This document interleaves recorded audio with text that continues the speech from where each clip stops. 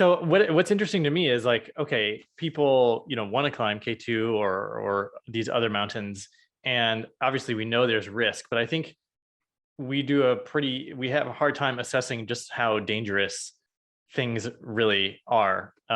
Like the pandemic, like, people don't know how dangerous it is climbing a mountain, riding a motorcycle, all these things. Like we, you're talking about statistics, right? All these lifespan and statistics. Like how can someone really take all these actuarial type thinking and actually translate it for themselves? Well, great question, actually. I had a lot of discussion on longevity, but not necessarily from like statistical or actuarial point of view. So, so if you think about what we have in the book and in the science and technology of growing young, so what I'm really saying is like 90% of death, thank you, which I'll just 90% of death that we have after turning age of 50 is due to four kind of killer diseases, as I call them. So it's cancer, heart disease, diabetes, and neurodegenerative diseases. And 3 out of 4 we already have pretty good knowledge of. Like we're right in the middle of winning the war against cancer. We know how to prevent heart disease and how to monitor the work of our heart, thanks to wearables, electrocardiograms, a lot of different diagnostic devices.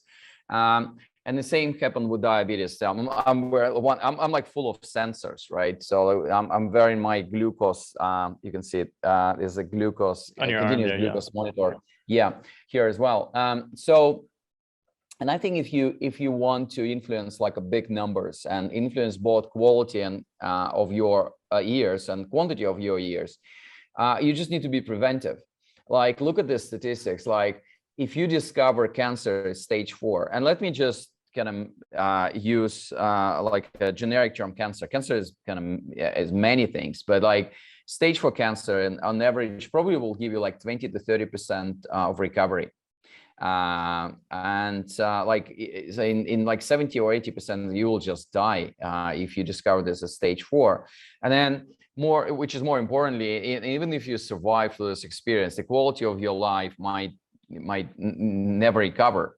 But like if you do really early diagnostic and you discover cancer stage 1, for all of the for majority of the cancer types, your recovery rates it can be up to like 90 or even 100%.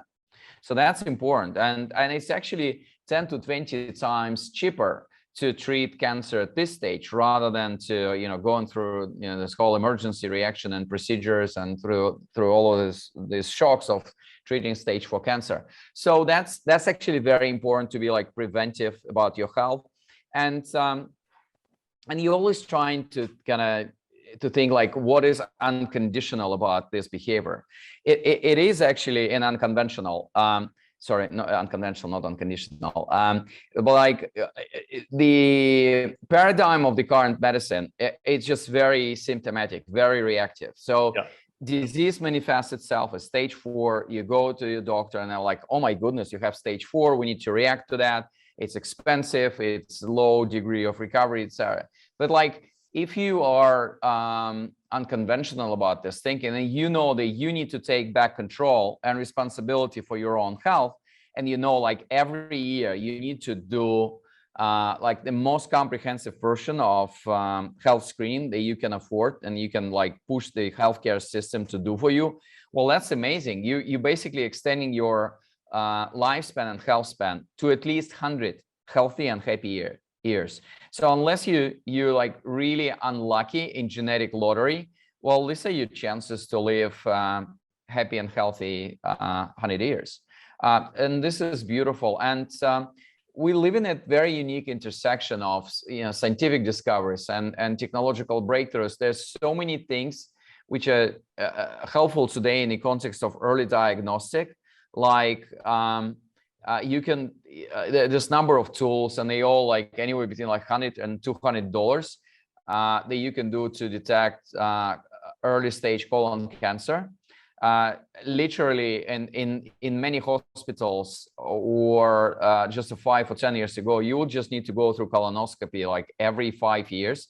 It's invasive procedure. I hate this. I'm a longevity enthusiast, so I was delaying my colonoscopy for like 2 years. I just hated the whole idea, and it's expensive. It's $800 to like $2,500 depending on the like a procedure itself. And well, right now, a combination of full body MRI and all of this kind of liquid biopsy, it's either blood test or fecal test, and then your results are pre-analyzed by artificial intelligence, can give you the same indication, like whether you're really running the risk of early stage colon cancer with the same specificity like and efficiency like colonoscopy. But like you can do it every 3 or 6 months. Colonoscopy, based on protocol, you do every 5 years. Imagine if your colon cancer develop itself like exactly in between of like these two time points. So that's well, it's just one of the examples of you can do. And we, through Longevity Vision Fund, we invest in a lot in early diagnostic. Like we invested in a company that's it's called Echo Imaging. They just announced a new round today. And what they do is a very affordable and accessible version of ultrasound diagnostic device. And it costs 50 times less than ultrasound diagnostic device that you have in the hospital next door. Even like my Apple Watch has, can do electrocardiogram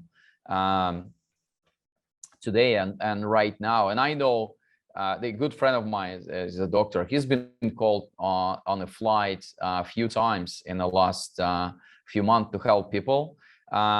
And he told me, like, first thing I do is just take away my Apple Watch and I do electrocardiogram.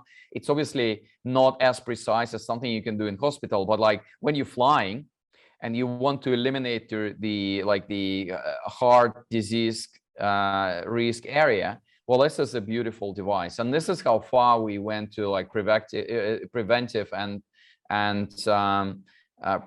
like a precision version of medicine. Are you saying that he's been on planes where people have had? Yeah, like well, all these announcements, like if someone is on a plane with medical degree, please see attendants to help the passenger. Blah blah. And sometimes, you can't really speak to the person. He or she felt really bad. So like this is the first thing that he does, like just doing electrocardiogram with his Apple Watch. Yeah, it is. And like we tend to think about our wearables, and I'm like full of wearables. I'm not advertising Apple Watch. I'm actually missing my Fitbit time before it was bought by Google, and I'm actually experimenting this week with Whoop from Amazon. I'm wearing Oura Ring to measure my sleep and continuous glucose monitor as well. So we tend to think about this thing as like it's just notifications or like convenience and like counting 10,000 steps a day. It's not. Just in few years from now, wearables will become our personalized healthcare device. They will just add like a couple of functions there, like measuring your glucose level and measuring your blood pressure. And this is going to be 90 or 95% of the data you want to collect about your own health on a regular or almost like on permanent basis. So that's going to be amazing preventive tool for all of us. Well, we don't think about this as personalized healthcare devices.